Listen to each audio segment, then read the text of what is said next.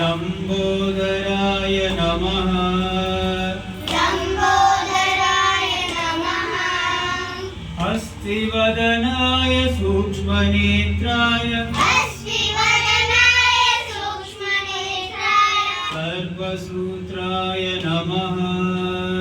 सर्वसूत्राय नमः बुद्धिप्रदाय सिद्धिनाथाय बुद्धिप्रदाय सिद्धिनाथाय पाशहस्ताय नमः पाशहस्ताय नमः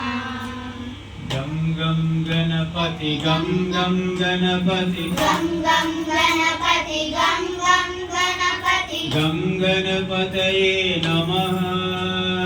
गं गणपतये नमः